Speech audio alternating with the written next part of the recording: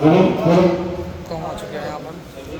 जितना हम पर जुल्म हुआ उसमें सबसे ज्यादा हमारे साथ जुल्म हमारा हमदर्द बन करके किसी ने किया तो वो कांग्रेस पार्टी। इस मुल्क के अंदर 50,000 से ज्यादा हिंदू मुस्लिम दंगे हुए। उन दंगों के अंदर सबसे ज्यादा जाने वाले नुकसान किसी का हुआ तो मुसलमान का हुआ, और जेलों में गया तो मुसलमान। अभी मस्जिद का ताला खोला गया तो केंद्र में कांग्रेस की सरकार थी। बाबरी मस्जिद के अंदर मूर्तियां तो कांग्रेस की सरकार थी। बाबरी मस्जिद शहीद की गई तो केंद्र में कांग्रेस की सरकार। ये कांग्रेस ने हमें हमारी वोटों का सिला दिया, और आज जब हम पर बाबरी जीती जाती है तो वो भी कांग्रेस खामोश होती है। इसी तरह से समाजवादी का हाल है। वोट हमारा चाहिए, बसपा को भी वोट हमारा चाहिए, असपा को भी वोट हमारा चाहिए, लोगों को भी वोट हमारा चाहिए। लेकिन जब हमारे नौजवानों को मारा जाएगा, हमारी माताओं को शहीद किया जाएगा, हमारी बहनों पे भी इज्जत को रोका जाएगा, जब हमारे उलेमाओं को जेलों में डाला जाएगा, बच्चे इनकाउंटर किया जाएगा, जब हमारे घरों पर बुलडोजर चलाया जाएगा, तो इनमें से कोई हमारे लिए बोलने वाला नहीं। साथियों में आप लोगों से सिर्फ यही कहना आया हूं कि 78 साल के रोग पर यकीन करके हमें सिर्फ बर्बादी नहीं है, और मुल्क के हालात आप लोगों के सामने है। वक्त का तराजा है, सबको बारी बारी आजमा लिया, अब अपने लीडरशिप को कायम कीजिए। अब ये उलेमाए किराम यहाँ मौजूद हैं, मुफ्ती साहब यहाँ मौजूद हैं। कुरान के अंदर अल्लाह ने कहा था करो अल्लाह की, अल्लाह के बाद अल्लाह के रसूल का बनता है, तुम में से जो बेहतर हो सकता अमीर चुनो। शर्त लगा दी गई यहाँ, क्या कहा? तुम में से जो बेहतर हो सकता अमीर चुनो। मुझे बताइए, जितने नेताओं को आज तक आप लोग वोट देते आए, चाहे कांग्रेस हो, सपाई हो, बसपाई हो, लोकदली हो, या निर्दलीय हो, दलदली हो, पैदली हो, कोई भी हो, ईमानदारी से बताइए क्या वो हमें से थे? क्या हमें से थे? वो हमारे अमीर कैसे कैसा हमारे अमीर हो सकते? ये जो गलतियां हम लोग 78 साल से करते हैं, इस गलती को मत दोहराइए।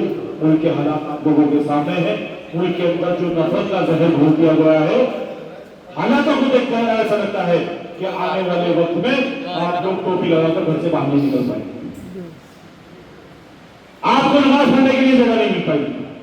मैं डरा नहीं रहा हूं आपको, किसी के खिलाफ डरवा नहीं रहा हूं, लेकिन जो हालात पैदा कर दिए गए हैं उसको देखते हुए तो यही लग रहा है भाई आपके जिले के अंदर देवबंद विधानसभा के अंदर 10 मस्जिदों पर नोटिस आ गया, कई मदरसों पर नोटिस आ गया, मस्जिद शहीद करने की बात की जा रही है। मुझे बताइए कहां है आपके एमपी साहब, कहां है आपके विधायक जी? क्यों नहीं कोई बोल रहा? ये सब लोग वही बोलेंगे जो इनकी पार्टी इनसे कहेगी, जितना इनके नेता इनसे बोलेंगे। इसलिए मैं आप लोगों से कह रहा हूं कि 78 साल का एक लंबा अर्सा के पर यकीन करके देख लिया, अब वक्त का तगाजा है, अपनी सियासी जमात को मजबूत करिए, अपने लीडर के हाथों को मजबूत करिए। और हमारा लीडर कौन हो सकता है? जो हमारे लिए बोलता है। कौन? जिसको हमने आज तक अपना वोट भी नहीं दिया, जिसको हमने भाजपा का एजेंट कहा, जिसको हमने दूसरों के कहने में आकर भाजपा की बी टीम कहा, ये सब कुछ हम लोगों ने उसको इल्जाम लगाए, बावजूद इसके वो बेपनाह हमसे मोहब्बत करता है। और जब हम पर जुल्म किया जाता है, वो बिना ये देखे ये किस जाति से ताल्लुक रखने वाला है, किस मसलक से इसका ताल्लुक है, जब हमें सताया जाता है, हमारी बात को शहीद किया जाता है, तो वो हमारी आवाज करने का काम करता है, और सवाल से लेकर के सांसद तक हमारी लड़ाई लेने का काम करता है। तो हमारी क्या जिम्मेदारी बनती है? चाहे नेता को मजबूत कर किया जाए, करेंगे ना? अच्छा ना? किसी ने कहा है जुल्म के खिलाफ लड़ो, लड़ नहीं सकते बोलो, बोल नहीं सकते लिखो, और अगर लिख भी ना सको तो 700 ऐसे लोगों का जो जुल्म के खिलाफ लड़ रहे हैं। तो मुझे बताइए जुल्म के खिलाफ कौन लड़ रहा है? बताइए मेरे बुजुर्ग बैठे हैं, कौन बोल रहा है जो सालों को आप बता के लाता हुए साथ? तो हमारी जिम्मेदारी क्या बनती है? साथ देने की। अब हम साथ कैसे देंगे? जब इलेक्शन का टाइम आए तो हम लोगों को वोट से साथ देंगे, चाहे हमारी बिरादरी का आ जाए, हमारा रिश्तेदार आ जाए, हमारा भाई आ जाए, कोई हमसे कितना भी कहे भाजपा जीत जाएगी, फलाना जीत जाएगी, कैसे वो जीत रहे तो जीतेगा, हमें वोट डालना है। अगर कोई नए गड्ढे में वोट दे रहे हो तो हमें गड्ढा ही बनना है, हमें गड्ढा ही बनना है, हमें वोट करना है। ये सोच के करना है कि जो आज हम लोग बीज बो रहे हैं, हमारी आने वाली नस्ल के लिए दरख्त बन जाएगा, तो इसका फल खाएंगे इंशाल्लाह, करेंगे ना इंशाल्लाह। लेकिन अभी इलेक्शन तो नहीं है, अभी साथ किस तरह से देंगे?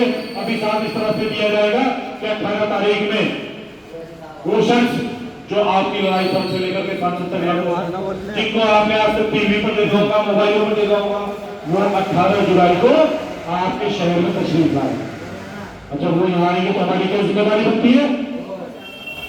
हमारी क्या जिम्मेदारी बनती है? भारी तादाद में जाकर उनका इस्तेमाल करें और उनको यह एहसास दिला दें कि बैरिस्टर साहब जितनी मोहब्बत आप सहारनपुर के मुसलमानों से करते हो, आपसे ज्यादा मोहब्बत सहारनपुर का मुसलमान आपसे करता है। आपके लिए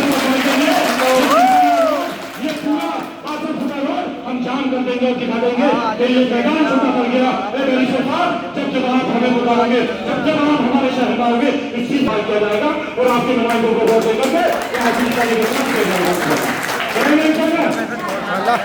मैं आप लोगों से जुड़ा